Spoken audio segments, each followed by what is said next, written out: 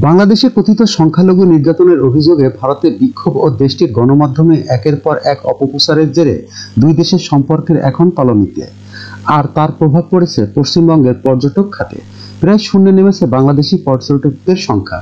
তাতেই মাথায় হাত নিউ মার্কেটের চত্বরের ব্যবসায়ীদের। তারা বলছেন বাংলাদেশিরা পণ নয়, বরং তারা ঘরের লোক। তাই বাংলাদেশি পর্যটকদের নিরাপত্তা নিশ্চিত করতে সম্ভাব্য সবকিছু করা হবে।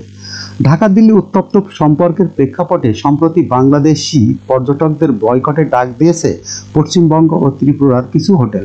কিন্তু Kolkata New Market Marquis Street Free School Street welfare society, New Market trade association এবং হোটেল অনার্স অ্যাসোসিয়েশন এই পথে হাঁটবে না। সংস্থাগুলোর পক্ষ থেকে বলা হয়েছে, আমরা বাংলাদেশিদের বয়কট করব না, তারা যেন নিশ্চিন্তে এখানে আসে, যতটা পারবো তাদের নিরাপত্তা দেব।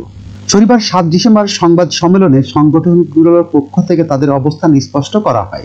Marquee street free School Street welfare সোসাইটির যুগ্ম সচিব মনোতোষ সরকার বলেন, নিউ মার্কেট মূলত বাংলাদেশি নির্ভর এলাকা। বাংলাদেশি পর্যটকদের উপর নির্ভর করে এখানকার মানি এক্সচেঞ্জ, হোটেল ও পর্যটক ব্যবসা চলে। তাদের অনুপস্থিতি আমাদের ব্যবসায় প্রভাব ফেলেছে। যদিও আমরা বাংলাদেশিদের বিদেশি পর্যটক হিসাবে দেখি না, তারা আমাদের ঘরের সদস্য। কলকাতার RM হোটেলের মালিক মনোতোষ সরকার বলেন, আমার হোটেল 80% পর্যটক থাকে বাংলাদেশি, কিন্তু ডিসেম্বরে বাংলাদেশের পর্যটক আসছে খুবই কম।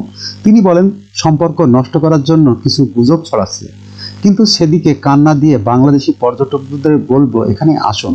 দুই দেশের মধ্যে খুব ভালো সম্পর্ক রয়েছে এবং আমাদের উভয় পক্ষেরই সমস্যার সমাধানের জন্য এগিয়ে আসতে হবে।